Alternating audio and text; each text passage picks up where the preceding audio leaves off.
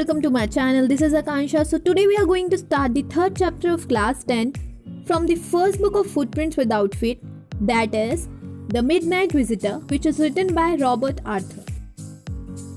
Don't forget to like and subscribe and hit the bell icon to never miss any update. तो ये हैं कुछ glitter words जिन्हें अगर आप अपने आंसर्स में लिखेंगे तो आपके आंसर्स और भी ज़्यादा अट्रैक्टिव हो जाएंगे. First word is gloomy, second word is chequered, third is disillusioned, fourth is grimly, fifth is slender.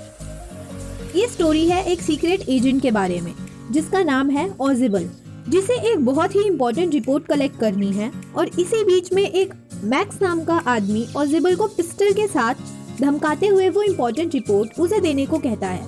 तो क्या ऑजिबल मैक्स को वो रिपोर्ट दे देगा या फिर वो उसे चकमा दे पाएगा? मैंने जैसे ही बोला सीक्रेट एजेंट, आपने सोचा होगा कि वो एक स्मार्ट, शार्प और एडवेंचरस आदमी होगा. सो लेट्स सी कि क्या वो ऐसा है या नहीं. चैप्टर को स्टार्ट करते हुए ऑथर बोलते हैं कि ऑजिबल किसी भी तरह से एक सीक्रेट एजेंट के कैरेक्टर में फिट नहीं होता है जिसे फॉलर ने कभी भी पढ़ा हो. फॉलर एक राइटर है जो कि एक एडवेंचरस और थ्रिलिंग स्टोरी की एक्सपेक्टेशंस के साथ ऑजिबल से मिलने आया था.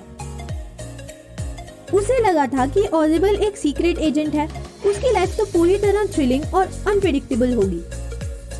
पर जब फॉलर ऑजिबल से मिला तो उसने पाया कि ऑजिबल उसके एक्सपेक्टेड सीक्रेट एजेंट यानी जैसा उसने सोचा था बिल्कुल भी वैसा नहीं था. जब फॉलर ऑजिबल को फॉलो करते हुए उसके रूम तक जाता है तब वो देखता है कि ऑजिबल एक फ्रेंच होटल के बहुत ही मस्ती यानी गंदा या स्टिंकी और अंधेरे कॉरिडोर के एक रूम में रुका था. ऑजिबल एक बहुत ही मोटा आदमी था. फ्रेंच और जर्मन लैंग्वेजेस बोलने के बाद भी उसकी आवाज का वो इंग्लिश एक्सेंट आज भी उसके साथ था जो उसे पेरिस और बस्टन से मिला था आज से 20 साल पहले. तुम निराश हुए होंगे, ऑजिबल ने फॉलर से कहा. तुम्हें बताया गया था कि मैं एक सीक्रेट एजेंट, एक स्पाई हूँ जो हमेशा खतरों से घिरा रहता हूँ. तुम मुझसे मिले क्योंकि तुम एक राइटर हो, यंग और रोमानी. तुमने सोचा कि मेरी लाइफ बहुत ही मिस्टीरियस होगी. ये सब कहते हुए उसने अपने कमरे के गेट को अनलॉक किया और एक तरफ खड़ा हो गया ताकि उसका फ्रस्ट्रेटेड गेस्ट राइटर एंटर हो पाए. तुम्हारा भ्रम टूट गया है, ऑजिबल ने फॉलर से कहा. पर निराश मत हो मेरे दोस्त, अभी तुम एक पेपर देखोगे, एक बहुत ही जरूरी पेपर जिसके लिए कई आदमी और औरतों ने अपनी जिंदगी खतरे में डाली है. एक दिन वो पेपर हमारे इतिहास को जरूर प्रभावित करेगा. जैसे ही उसने ये बोला और लाइट्स ऑन करी, फॉलर के सामने उसके दिन का पहला थ्रिल था. लगभग कमरे के बीचों बीच एक आदमी हाथ में पिस्टल लिए खड़ा था. उस आदमी को देखकर ऑजिबल बोला, मैक्स तुम यहाँ? तुमने तो मुझे झटका सा दे दिया. मुझे लगा तुम बर्लिन में हो, पर तुम यहाँ मेरे कमरे में क्या कर रहे हो? मैक्स एक पतला, लंबे से थोड़ा सा छोटा और चेहरे की बनावट से चालाक दिखने वाला आदमी था. रिपोर्ट, मैक्स ने कहा. रिपोर्ट जो आज तुम्हारे पास आने वाली है, जो कुछ नई मिसाइल्स के बारे में है, वो मुझे दे दो.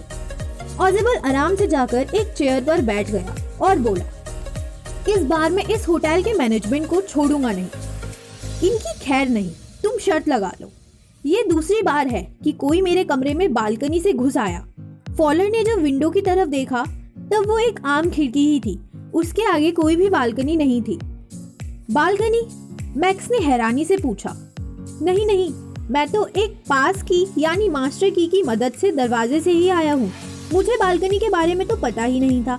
अगर मैं बालकनी से आता तो शायद मेरा कुछ टाइम बच जाता. ये मेरी बालकनी नहीं है, ऑजिबल ने इरिटेशन के साथ बोला. ये तो दूसरे अपार्टमेंट की है.